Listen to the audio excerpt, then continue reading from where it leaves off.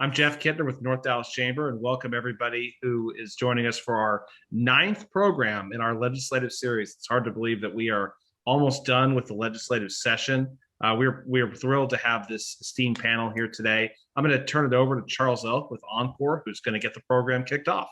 Charles, over to you. Thank you, Jeff. The first thing I want to say is I just want to make sure for the record that everybody knows it was not me that caused us to be 1 minute late to begin the program today. The second, we are really delighted to have our panelists with us today. I mean, everybody here is pretty well attuned to the legislative process, and this is kind of the time of the session when a shall becoming a may, or vice versa, can change your session from a good one to a bad one. And so I'm just appreciative these folks take the time to visit with us today. As you all probably know, this year because of COVID and other things, the chamber has decided to take this approach. That is a legislative series as opposed to an actual day at the Capitol. And I'm really appreciative to Jeff and Ken and others. I think this has gone really, really well. And I'm delighted to join my colleagues from AE Commerce, Dev, on Bradley, Frost Bank, HDR, HNTB, Jacobs, THR, Children's Health, Reliant, and Polsonelli in sponsoring this series. It's been a really good series. And so what I'd like to do now is just quickly introduce our speakers and get right to it. And after our speakers visit with us a little bit, then Jeff will moderate a Q&A. So Clifford Sparks, thank you, sir, for being with us. Is the legislative director for the city of Dallas. Been around the legislative process for quite a while. A native from North Texas, has worked at the city of Fort Worth, city of Grand Prairie. Obviously been associated with Senator West's office for quite a while, and just deeply enmeshed in the legislative process. And rumor has it he played a little football at Rice back in the day. So Mr. Sparks, thank you for joining us. Yes, sir. We Thanks also for allowing have me to be here. Tony Bennett. Tony is the executive director or CEO of the Texas Association of Manufacturers. Tony's been in that role for several years, following a career in the forest products paper industry with Temple Inland, the international paper. And so now for the last 8 years or so, Tony has been the CEO of the Texas Association of Manufacturers in Austin, very much representing that perspective in the legislative process. Tony is, as you might imagine, maybe you could intuitively get there. If you're in the forestry paper products business, you might imagine that Tony is a lumberjack twice over. And so Tony, we're delighted to have you with us. And then to lead off and then moderate the speaker part of this, the panel part of this, we have Chris Wallace. Chris is, of course, the CEO of the North Texas Commission. Chris is no stranger to anybody in North Texas. Chris, we're delighted to have you with us. Chris has been in that role for a few years now. Before that, was executive director, CEO of the Texas Association of Business, effectively the state's Chamber of Commerce. And then before that, of course, with the Irving Las Colinas Chamber and a number of other roles in business related advocacy in the North Texas and the Texas area. So Chris, thank you, sir, for joining us. And I'd ask you, Chris, if you don't mind, to lead off and then kind of lead the panelist part of our discussion this afternoon. You bet. Thank you, Mr. Elk. Thank you, Charles, very much. And thank you for being such a great director at the North Texas Commission as well. We certainly appreciate your regional leadership. I see I'm also joined by our vice chair of our board, former Mayor Karen Hunt. Mayor Hunt, it's good to see you with Frost Bank. She's our chair-elect beginning October the 1st. So we're looking forward to that. Tony and Clifford, thank you very much, Cliff, for joining us today. We've got some great panelists here, ladies and gentlemen, to help us. Tony really helped us a lot has continued to help us lead some statewide coalitions regarding Chapter 313 and that valuable economic development tool, which we're going to talk about. And then, Cliff, I know that local control, anti-local control legislation continues to be filed. And we saw, not unlike last session, we saw a host of bills filed this session. So we're going to get into some of that as well. My colleague, Charlene Stark, one of our other internal lobbyists, is also joining us. And also want to take this just brief moment to introduce you to my godsons. It's a special day because they're here with me in the office from El Paso. They are juniors and sophomores at Texas Tech. And so they are here. You see them under Don Miller, Wave, Sager, and Sagan Gonzalez. So good to have them in North Texas today. Tony, I told them they should come back with me to Austin tomorrow. That's where the real fun is there, right? Yeah, a lot of fun right now. That's right. All right, well, let's get started. Tony, kick us off and tell us a little bit about, Jeff had asked before we got started, where we are on 4242. That's, most of you know, that is Chairman Morgan Meyer's bill. Chair Meyer has done a great job leading a committee this session in the House, and he has a short 2-year extension of Chapter 313. We didn't think it would be a fallback. He actually filed it to be a fallback because, as Tony will tell you, we were working with Chairman Murphy on another bill that would totally revamp 313. Tony, tell us where you are, kind of where we are, started in that process, and where we are today. Yeah.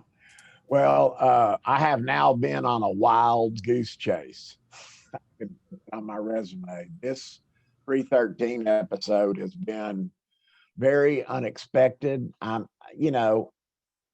As you see what has happened in the last few months with COVID, with the Uri winter storm, with all the other things that the legislature has to face, it's a very, very strange environment down here. I've been here almost 40 years working with legislature, and I'll have to say this has been one of the most challenging sessions we have ever had.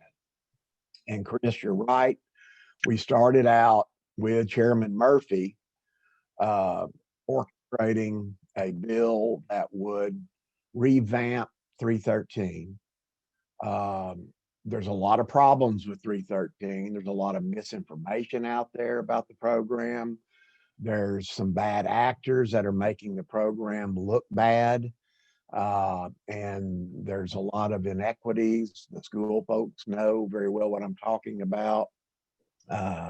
There's a lot of schools that are making a lot of money off of 313 outside of the Robin Hood formula. So you've got so many things going wrong with the program that it needed some reformation. And we attempted to do that in House Ways and Means Committee. We had 3 iterations of the bill. The last iteration was actually an agreed on reformation bill with the schools. CASB and TASA and all of the major school groups signed on.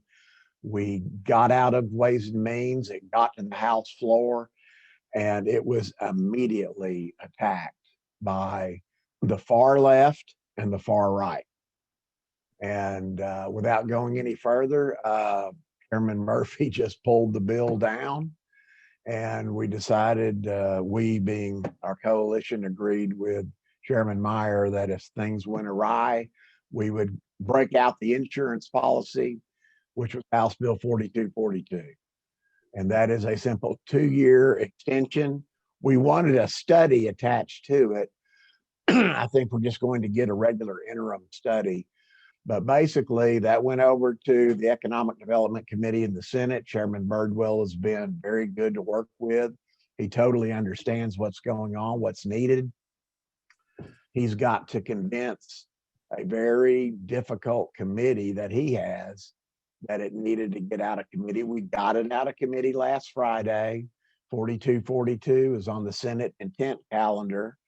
It started showing up on the intent calendar Saturday. They were off yesterday. Monday, Tuesday, and Wednesday of this week will be our only opportunity to pass 4242. The word is that it's still in trouble. The word is that the Republican caucus is having some difficulty saying yes to even an extension that would allow us to, once again, during the interim, improve it. And I think everybody on this call today realizes that how high the property tax burden is in Texas. And, we're the fourth most expensive state in the union for ad valorem taxes on industrial property. We have just a lot of problems with ad valorem taxes. We're property tax heavy. And so when you want to build a semiconductor plant, an automotive plant, an aerospace plant, a petrochemical plant, these are capital intensive, tax wealthy projects that if you don't provide an introductory offer of some kind, you may not get very many prospects. There are a lot of states and a lot of countries that want these projects. They have high jobs multiples, for every manufacturing job inside the plant, we have an average of 5 related jobs outside the plant. So everybody is offering all sorts of incentives. Competition is not going away. And here we are post-COVID with 6 and 7% unemployment, and the Texas legislature is not ready for prime time. It's really, I hate to be a pessimist, but we're not ready look at all the semiconductor plants that need to expand because we have a chip shortage. Just use that as one example. The petrochemical industry, the aerospace, you name it. There's just so many things that are ready to expand, and we're not ready for prime time. And I hope that changes. We're working hard today to get some CEOs to call in. We're working the members of the entire Senate. We've got House members going over to the Senate side to talk to them. So be happy to answer any questions on that. But that's where we are on 313, Chris. Thank you, sir. And anybody join us today that would like to act on our call to action, Jeff, we can send that out to this group as well. Many of you have received it already from us and the North Dallas Chamber and many groups within our regional chamber coalition and other statewide that you might belong to. But it's time for, and it has been, for all hands on deck to make sure that we get 4242 over the goal line. Again, short-term extension lasts until the next session, and we can reevaluate. So Tony, again, thank you for your leadership on that. Tony, tell us a little bit about the Texas Enterprise Fund. So just like last section, the House, like last session, took out enterprise funding, film, moving image, the research initiative. But the governor's made it pretty clear the last couple of weeks that he wants those dollars back in. So it looks like we're in pretty good shape. Is that right on the budget? That's what I understand. We have in the budget, we have 100 million for the Texas Enterprise Fund. I believe 40 million for the governor's university research initiative to attract, the kind of research we need in our state for economic development, et cetera. And then the Texas Moving Image Industry Incentive Program, 45 million there. So that is going well, and at least we've got that going for us. And I think things will hold together. Everybody knows we have a lot of federal money that has flowed into the state because of COVID. And so, the budget cuts that we were expecting, 9 months ago did not materialize. Thanks, Tony. Tony, let me pause there, and I'm going to come back to you here shortly on some other business related, including broadband and winterization, contractor immunity. There's all types of bills that Tony's been helping us lead in Austin. Cliff, let me turn it over to you. Tell us a little bit about, I know we've got some local elected officials on the phone, many of us who want to protect local control, but unfortunately, again, this session, we've had a whole host of bills filed to change our election date that impacts bonds. Tell us kind of where we are on that today. Yeah, so it's my understanding, and thank you again for having me, Chris, and Charles. It's my understanding right now they're still hammering out the details of SB7, so a lot of things are still up in the air or in play, as they say. But as you stated, there's a lot of dates that could change on us, which could affect bond issuances, which ultimately really is the city's biggest concern at that point, because the county really deals with the election side. So that's not really, our backyard to play in per se. Even though it's odd, even though I do deal with elected officials from the city of Dallas, our biggest concern is just the elections as they relate to bonding. And for those of you that don't know, it also costs us $1 million a pop just to go and have an election. So every time we take a bond to the voters, that's $1 million a pop on top of anything that we're asking for from the voters in our bond issuances anyways. But as it relates to the bill, right now, it's still my understanding that the details are being hashed out behind closed doors. I don't think they're going to do us any favors at this point, to be honest with you, for the issues that you stated, because they just seem to be hammering away at anything that gives us a right or a voice at the table at this time. So we'll know more here in about the next day or two, because they have to kick that out pretty fast. But as of right now, I don't want to speculate or put too much out there in the atmosphere, because it seems like anytime the city of Dallas says that they're for something, they take it out of the bill, or they say, we're going to put this in to make your lives worse. So yeah, that's pretty much where they're at on SB7. Thanks, Cliff. So Cliff, one of the issues, as you know, we have this regional chamber coalition that's 9 chambers of commerce, including the North Dallas Chamber and of course the commission. So 10 of us have divided and conquered in a unified messaging, and we've each taken a major issue. And one of those major issues outside of Medicaid expansion, which we'll talk about here shortly, but one is taxpayer funded lobbying, right? So tell us where you are today. I know there was a lot of discussion over the weekend, and of course I'm happy to chime in too, and others on this call can help chime in. But you want to lead on that? Sure.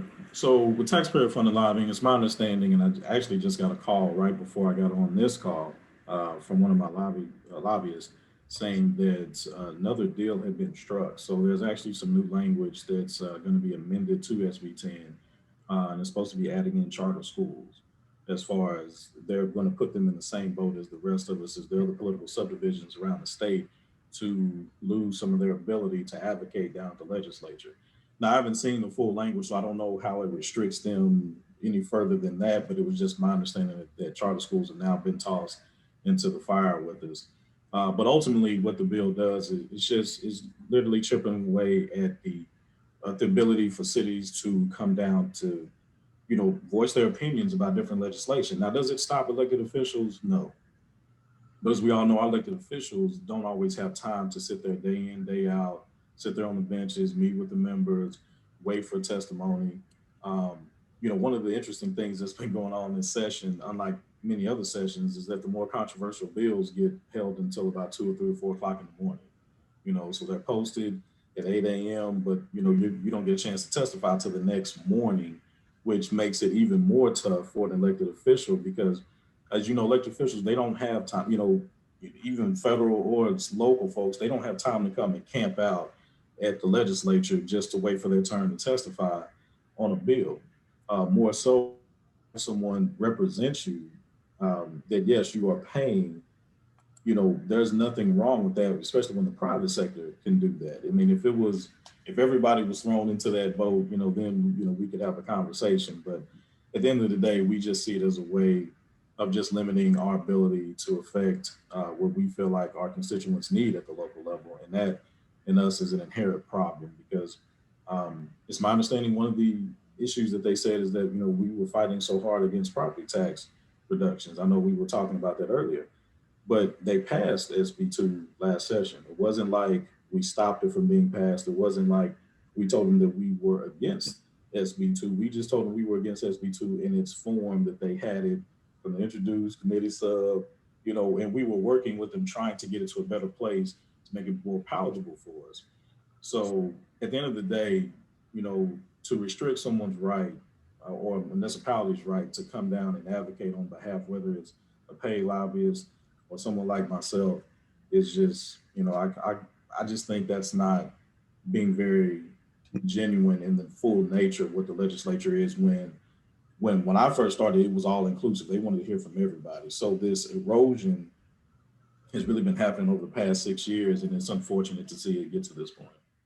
Absolutely. You know, it really is bad public policy, right?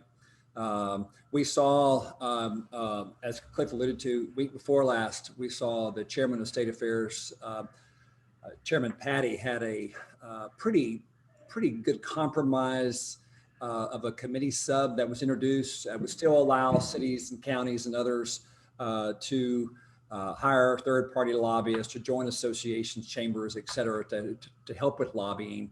They could not lobby, as Cliff mentioned, on the tax code, but it did throw the whole kitchen sink in there, like Middleton's original bill, 749. So cities, counties, basically everybody but school districts and hospital districts. So universities, community colleges, political subdivision, transit authorities, airports, et cetera, all would fall in this committee sub. But they could still hire the third parties, still join associations, but they have to post those contracts on their website. So a lot of transparency. Most that we've talked to agree that it's a decent compromise, particularly if this would allow, if it could keep it clean and allow us not to have to come back and deal with this issue session after session. Now, who knows if that would happen? So, but as Cliff pointed out, even Middleton has I believe it's three amendments that he has pre-filed. We've been pouring through those this morning. And now charter schools may be included. I think that might be some negotiation tool there to pick up some other votes on the right. So stand by for that. That's we're going to see. That's SB 10 by Bettencourt, and then the committee sub by Patty. We'll see that move forward here soon. Mayor Hunt, anybody else want to add to that discussion on third-party lobbying? I know while you're here, on how you feel about it. I know it's a big issue, a big controversial issue of the session. For me, we're at that point where they're going to do whatever they're going to do. And it is frustrating to say the least, but this is better than it was in its original format. So sometimes that's all we can ask for. Absolutely. Thank you. Questions so far for Tony or Cliff? Anybody? So Tony, let's go back. Let's talk a little bit about SB 6, COVID protection liability for businesses related to COVID. Looks like we're gonna move forward with that. That's a good thing. And then also talk a little bit about broadband. Obviously, COVID has drawn more attention to broadband, and we have success with HB 5. Absolutely, and that was very good timing. You know, if there's any good thing out of a crisis, it would be that we finally got the attention on rural broadband. Texas has major regions of being, rural counties. Obviously, we all have relatives that live out. I used to live in East Texas and grew up in Fort Worth, and I know what a rural county looks like, being in the timber industry for 34 years. And so, to have good schools, to have telemedicine, to have advanced manufacturing plants in rural counties, you have to have high-speed internet. Everybody knows that. We got the crisis that delivered that. Governor Abbott made it a priority when he did State of the State address and to the legislature, and it sailed through the legislature. Nobody really gave it a hard time. We've got the only fight going on with it is where they're going to put the broadband office. And Representative Ashby would love to have it in Lufkin, where he lives, jokingly. And but the state controller's involved. They'll have a $3.8 million budget to set up the broadband office that will orchestrate how that program gets delivered out to this giant state of ours and all the rural counties that need it desperately, and how the infrastructure is going to work. Andrew has a question, please. Hey, Tony, Andrew here with Congressman Allred's office. I was wondering is this all going to be from kind of a state dollar issue? Are you going to get any working with Secretary Buttigieg and the administration about getting any help, any federal dollars with that? I'm thinking that there will be federal dollars. I apologize for not being able to give you a figure on that. I didn't actually work this issue. Some of our other team members did. But yes, there will be a mixture of state and fed. So Andrew, this is just basically, I'd call seed money to get the office up and running, hopefully in the comptroller's office. And then that would allow Texas, like many other states, to start to apply for federal dollars and have a mechanism in which to use those dollars, a system, a structure in place. So this is a good bill that passed. And as Tony said, it was unanimous, pretty much unanimous across both chambers. And so that's certainly one good thing that came out of this session. Tony, I think we're going to get SB 6 passed, right? Yes, sir. Senator Hancock, one of our own senators, of a 9. Many of you who may not be aware, we have 9 senators within our region, our 13 counties. We have 9 senators and 41 House members. So there's 50 who represent us here in North Texas. And Chairman Hancock was instrumental in SB 6. Absolutely. And, you know, we started being very concerned before session about how is business, even though we basically got clearance by the governor and the federal government to be critical infrastructure. Most of the manufacturers here at TAM were allowed to operate throughout the pandemic, but always with the background concern that how are we going to face, you know, litigation if you know, our staff gets so ill that you start seeing the trial lawyers come in and you know, blame us for spreading COVID and possibly injuring our employees. You can't operate a major plant worrying about those sorts of things. And so we were always very concerned with that, started working with a coalition with the Texas Civil Justice League and all the major industry trade associations here in Austin to immediately get on the stick and get that thing taken care of. And it's a rather obvious bill. I'm not an attorney. A lot of the attorneys on the call here may be familiar with the certain aspects of Senate Bill 6, but I'm told that we got what we needed out of it. And we're going to be able to, you know, it's not going to totally shut off litigation, and it shouldn't. There could be some very, you know, the occasional situation where, you know, the business did not do a good job protecting their employees, and you're always going to have that sort of situation, and they can have their day in court under certain prescriptions as provided in the bill. But all in all, we've got the protection that we need. Questions for Tony regarding either of those issues? So Cliff, back to you. Tell us a little bit about 1869. That is one anti-local control bill that did not die 2 weeks ago Thursday in the House. Any bill that didn't have a second reading at midnight died. Several of those did, related bills, but 1869 continues to move forward. Tell us a bit about that one. Sure. So 1869 is basically a bill. It's basically SB2 reincarnate. It's the piece that was pulled out of SB2 last session. And for those of you that aren't too familiar with that, SB2 is basically the property tax bill of the session, the one that the legislature touted that was going to fix property taxes, which, you know, we could have a longer discussion about that. But the point being is that what HB 1869 does is that it takes short-term debt that cities use to function at a extremely high level. And I'll put the disclaimer out there, it's debt that's not taken to voters, it's debt that's not voted on by voters, but it's short-term debt that we use to carry ourselves or to float ourselves until funding comes in either from sales taxes, from the comptroller, or property taxes from the state. That short-term borrowing impacts us so immensely. When I say immensely, I mean anytime you see a fire truck on the highway, when it's protecting the first responders from traffic from being run over.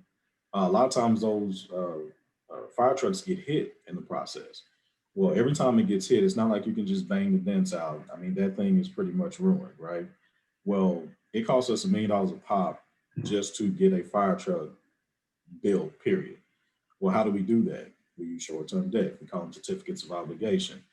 This HB 1869 would say, hey, anytime you want to use short-term debt to do things like that, things that we know that you're going to need, you have to take that to the voters. Well, if you remember what I said earlier, every time we take something to the voters, it's $1 million a pop. Whether we put one item on or we put 1 million items on, it's going to cost us $1 million.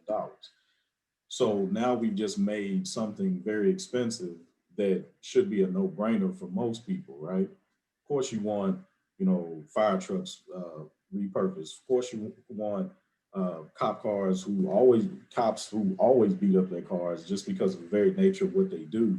Whenever we want to go and refurbish one of those or go get one built brand new, now we have to take it to the voters if this bill were to pass. As you can see, that would make the job more cumbersome. That would make it more expensive.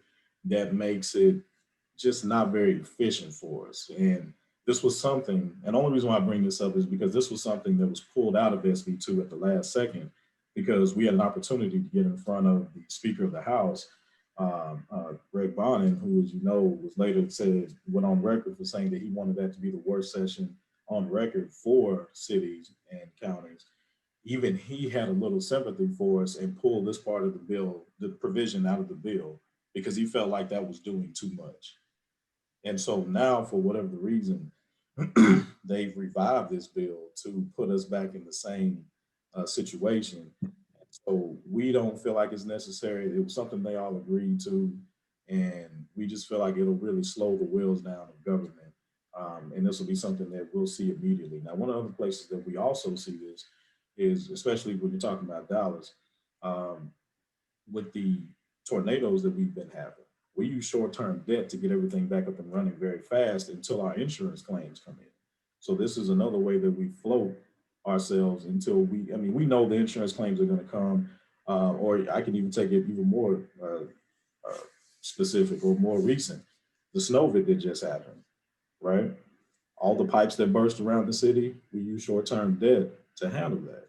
Well, now if we have to take that to the voters, which again, I'm not saying we shouldn't, but I'm just saying every time we do, it's another $1 million on top of that. So now you're making it more expensive for something that's a no-brainer that we should have to pay for. Then the flip side of that could be, what if they say, no, we don't want you to pay for it? So that leaves us in limbo as to what it is that, government's function is at that point, which again, we can have that argument, but at the same time, this is something that we've been doing since, the government has been established. So it just makes our job harder. It's another one of those local control sound bites that I know just only a small group of contingent Republicans want to be able to take back to their members, which is fine. I mean, hey, that's what they're elected for.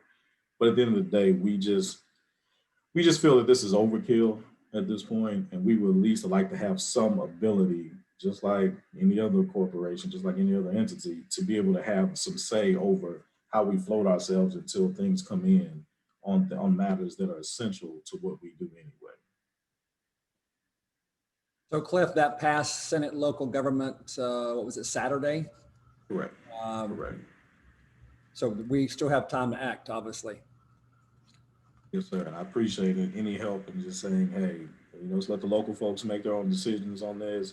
And remember, if there's a problem, there's always a referendum on our local elected officials. Every 2 years, they have to come back and get reelected. Like a lot of you probably heard, this past election cycle had the most participants in it as far as the Dallas City Council was concerned in the history of the City Council. So, there was a referendum. The majority of the people have come back, or at least they're in runoffs. So, I still think that says something. And even if it went the other way and they all got voted out, well, then there's your answer to that as well. So to me, the local elections still have the referendums, and we just feel that this isn't needed. Cliff, let me, while you still have the floor, let me ask a question that's in the chat is, why we continue to see an attack on municipal autonomy at the state level? And do you think that's going to change next session? Well, what I think, one, I don't think it's going to change next session. It depends totally on, who the players are at the legislature. Elections have consequences one way or another. And when you think about, how far we've come where, we decided at one time in our history to have a federal, state, and local government. And now all of a sudden, a lot of the decision making is being usurped to the state level. It's kind of eerie, kind of scary, because that wasn't what the founders, as I know that they're quoted a lot in the legislature these days, that's not what they wanted. That's not what they designed this whole process for. Now, of course, by rule and by state law, cities are allowed to operate underneath state law. So if the state feels like they need to rein us in or let us loose, that's totally their prerogative. I get that. But it just seems to be a concerted effort from people who, when you just look at their backgrounds, a lot of them didn't have local elected official positions. They weren't school board members. They weren't county elected officials. They weren't city council members. So I think unless you've done it, you don't understand it as well as you possibly could. So when you see decisions being made, instead of being able to say, okay, I understand why they did that, or making a phone call, the next best thing it seems like that they do is they just write up a bill to take that power away from you without talking to you first, which is, very unfortunate in this, especially in this time. So. Mayor Hunt, I'm going to put you on the spot again because you're current chair of the Texas Municipal League statewide. Can you also address that question on why there is so much in terms of attack on municipal autonomy at the state level? And do you see that changing next session?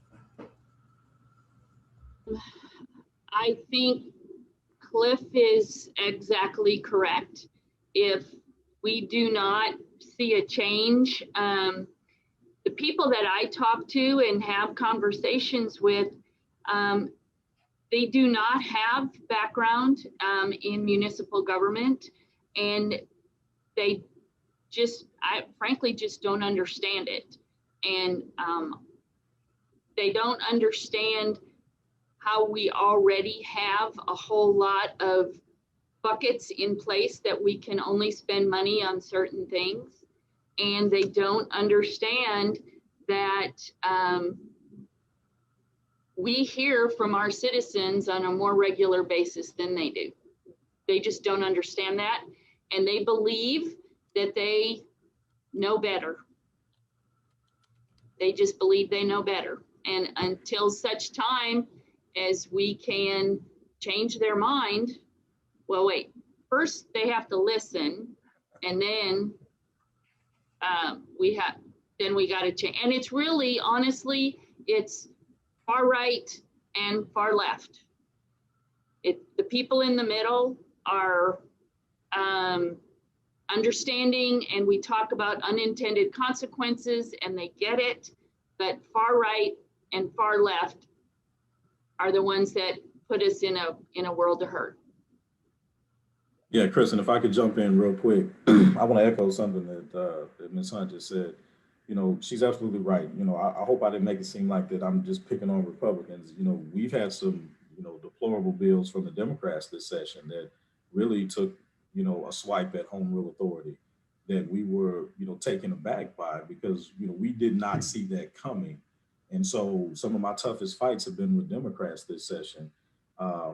So, that's really the toughest part about all of this, is that, again, is we don't understand why this is happening. We understand we're a big blue city and a big red state, but, as Ms. Hunt pointed out, my folks, every decision that they made, whether it be from defunding the police to a whole host of other issues, when we had the opportunity to defund the police or to make that moniker stick, my folks went straight to the voters. They had communication with the voters. They had dialogue with the voters. Voters said they didn't want to do it, so the issue was voted down. Now, just because we thought about doing it, that shouldn't be a reason to keep us from trying to even enact something like that in the future if the situation ever rose up to that level again. But to slap a city down or to come at cities and say, look, we don't even want you to have the discourse on these things is something that I don't think, again, that the framers of the Constitution wanted. I mean, I think dialogue is critical for things that are happening in real time, but to just automatically say, we don't want you to ever talk about this again, and we're going to strip your ability away from doing that. I don't think that's what the framers wanted, and I don't think that's the way we should move forward in the future, because that's going to have lasting just issues that we're not going to like. Because when the paradigm shifts, the other side may say, hey, we may not want you to do some things that we feel like are in our best interest, or that we feel like should be said or should be at least debated in open forum. So I just wanted to throw that little tidbit in there. Clifford, one more question, since Chris allowed me to ask the question. Initially, when this about the short-term debt, it was there were people that were making exceptions for public safety and, purchase of equipment and several other things. Did all of those exceptions go away? So right now, because they're hammering it out behind closed doors, and I've had an opportunity to talk with Senator Bennett in his office, when it was sent over to him from the House, it was my understanding that a lot of that stuff was going to get stripped out, and that was, very wishful thinking on our part, on our behalf, to think that that was going to stay. So I imagine because they haven't stripped it out yet, by the time it gets to conference committee, they're going to, do a lot of stripping. And now, granted, the House will have an opportunity to come back and say their piece about it, but it's my understanding that Betancourt and the Senate aren't happy with that at this point. Well, really just Betancourt, because he's one really championing that bill for them. So, well, let's hope that they can't come to a compromise, and let's just hope. Yeah. Clock is ticking. That's some of the best ammunition right there, right? So. Oh, yeah. Hey, Chris, I've got a question for you, Chris, if that's okay. Yeah, you bet. So at the beginning of the set, or really going back to last year, our North Texas Commission Chamber Coalition, which you have so expertly led, came up with a top 10 of our priorities for the session.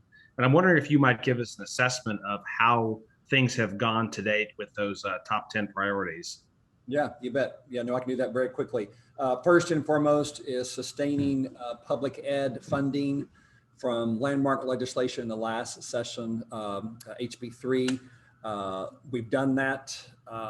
So that's full funding for high quality pre-K and early childhood, obviously K through 12. There is a cleanup legislation pending HB 1525. There's some, if you saw our daily update today, it's been amended, or there's been a proposal to require that 40% of the federal funds that we advocated that flow directly from the federal government to our schools. I finally got that passed, done, that the school districts bank 40%. We're obviously opposed to that, and let school districts use it the way that they want to use it. Again, local control. So that issue is still pending.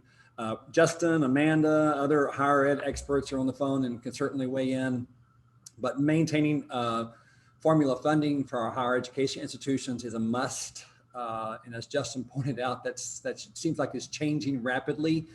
We did not get the 5% cuts that the governor requested prior to session restored. And there's a whole host of legislation related to higher ed. This was due to be a higher ed session, remember? Who would ever, we quickly forgot about that. And so, at some point we have to get back to taking care of our institutions of higher education. That is critical to our future workforce. So Justin, Amanda, anything you want to add? Well, yeah, the only thing I'll say that a few of you heard me say at the beginning, that the conference committee really did away with some of the provisions where they were going to be investing more, and where there had been enrollment declines because of COVID, they were going to offset that. They pulled that back. They did make some adjustments within success points, which is something we're supportive of.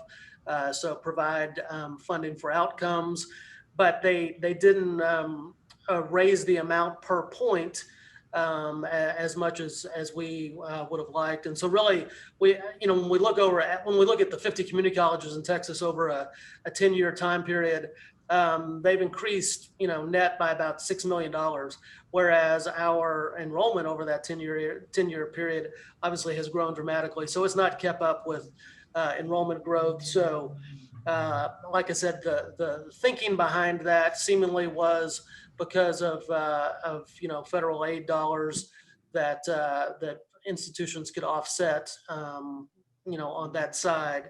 So it's a little bit of a big hole and a big hurdle in which we will start in as we prepare for next session. Certainly with the conversation around the special session, the governor's got about $16 billion worth of those federal funds that there may be some additional opportunities for institutions of higher ed to make some arguments during special.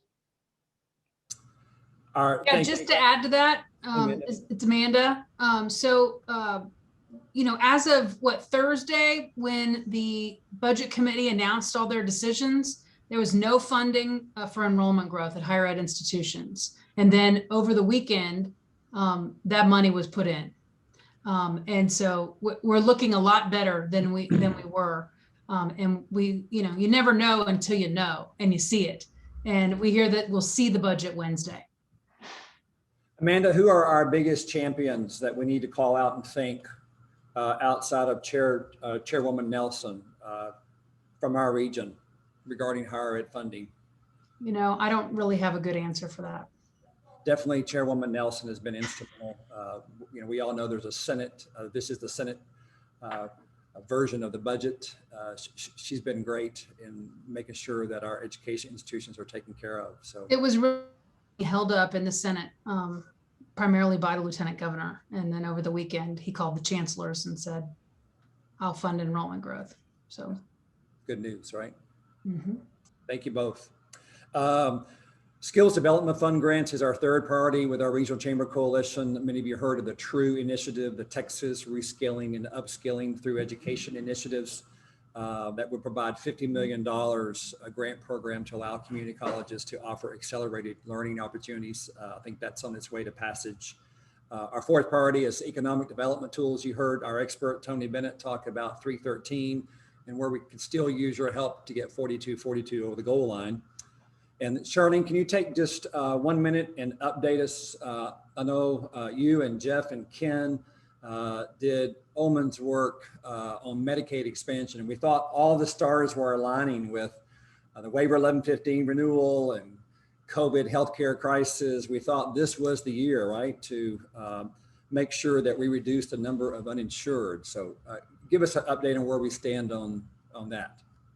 I'm happy to. And again, we've had an incredible collaboration with the North Dallas Chamber on the Medicaid expansion, otherwise known as reducing the number of uninsured. And we did have a success.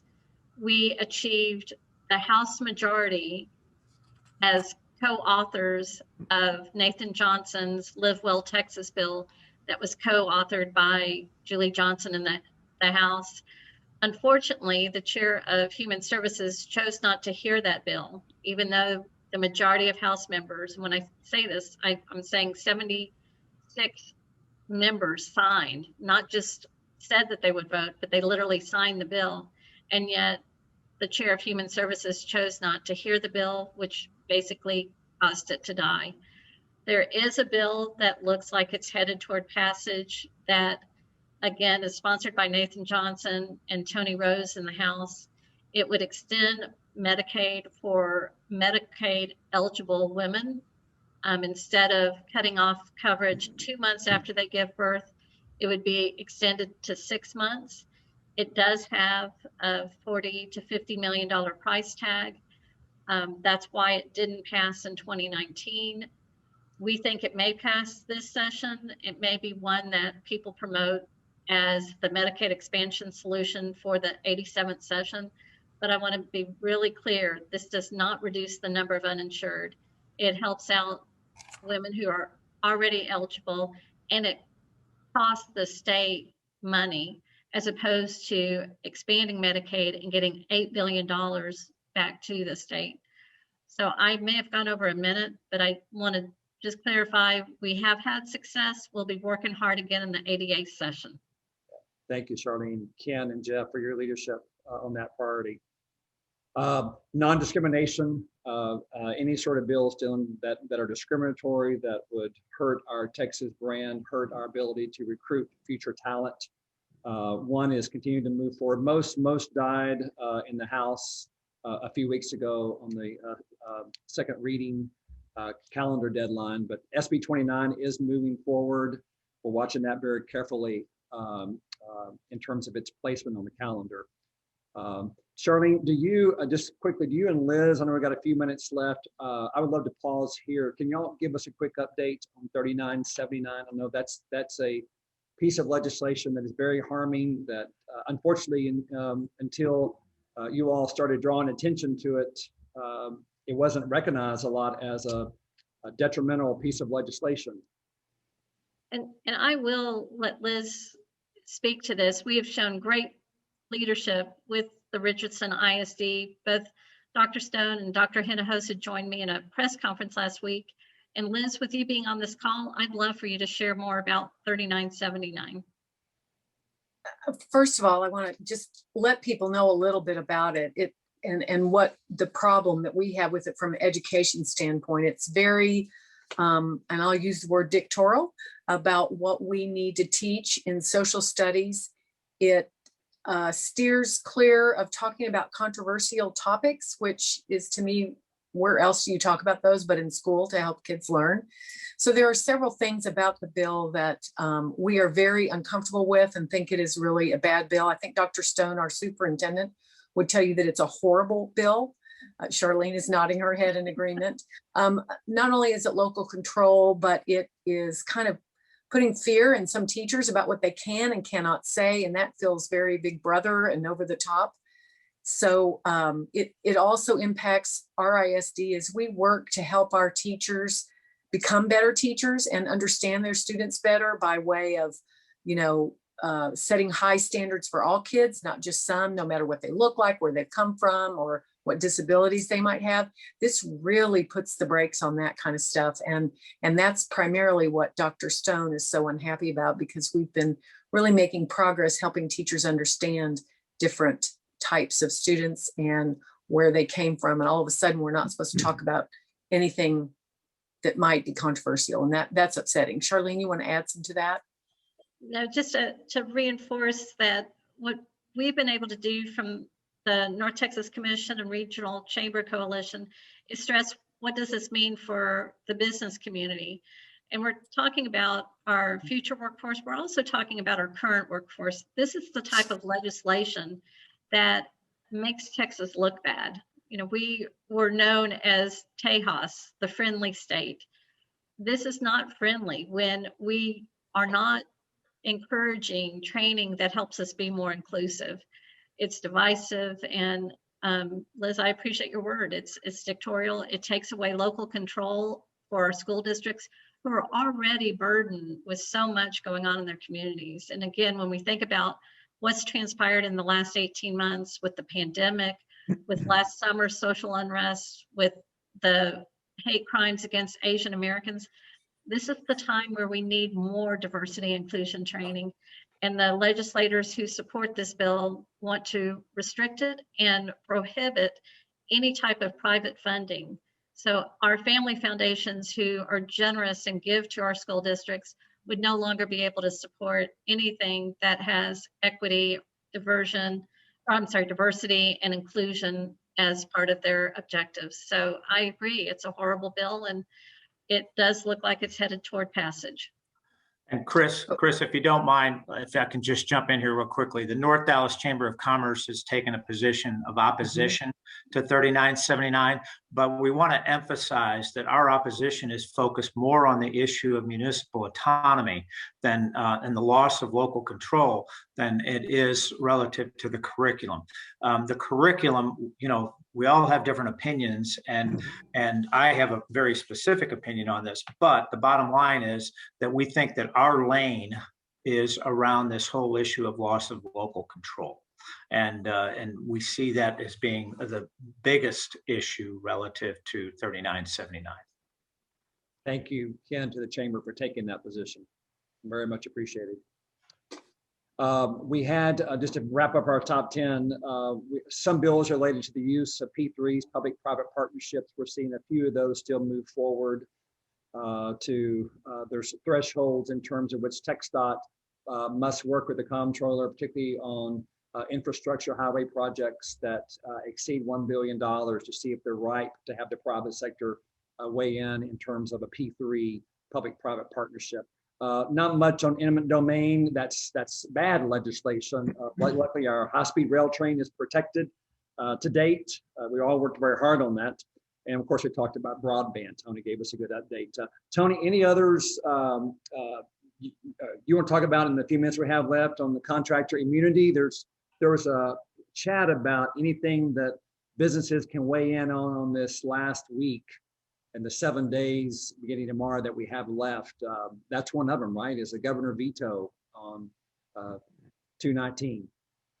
Right. We were able to get both on the contractor liability bill and on the engineer and design professional bill. Both of these bills basically are removing parties that are usually joined at the hip to build a complex industrial property or a skyscraper in downtown Dallas, whatever. The insurance is, provided so that they protect each other and they defend each other. And you get, the courts are not as clogged up if you have this sort of situation.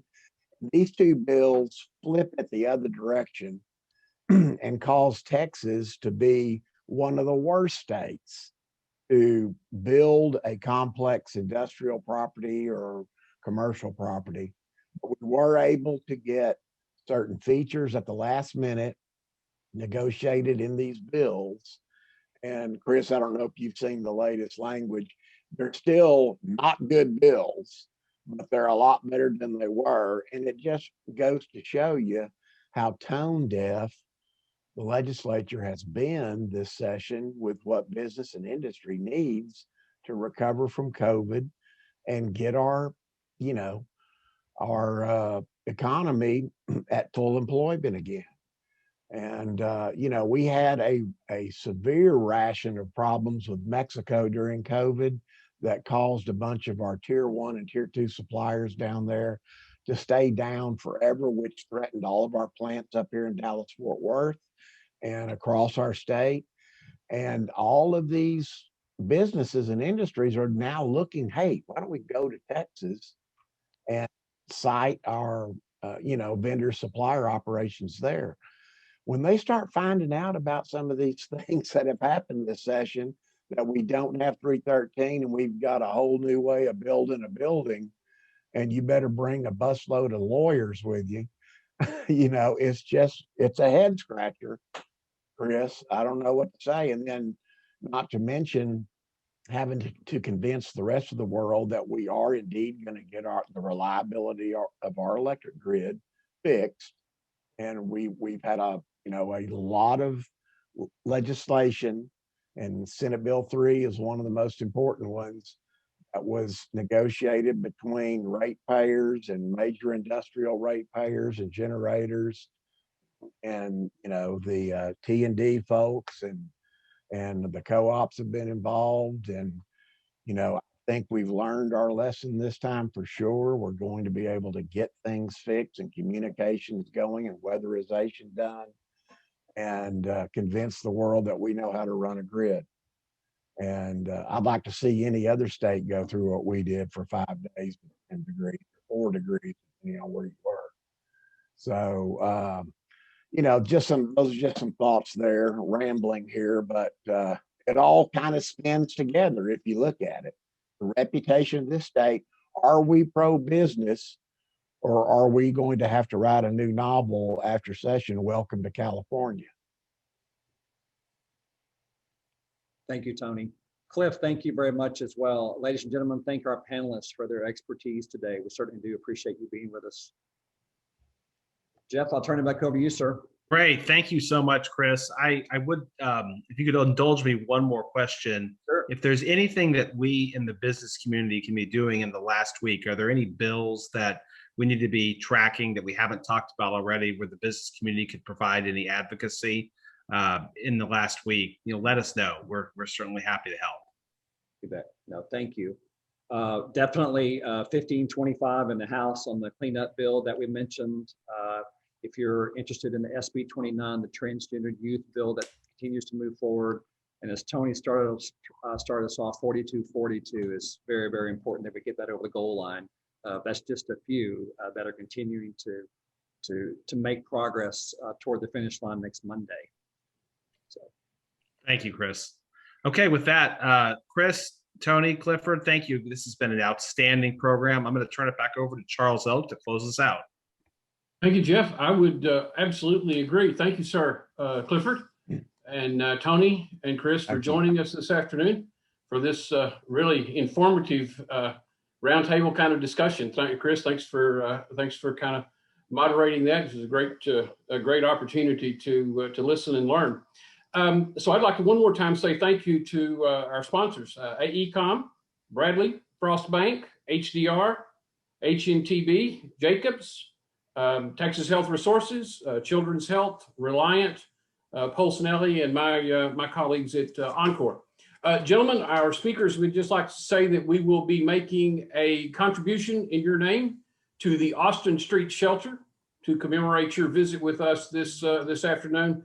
Thank you, sir, for your time. And with that, we'll be dismissed.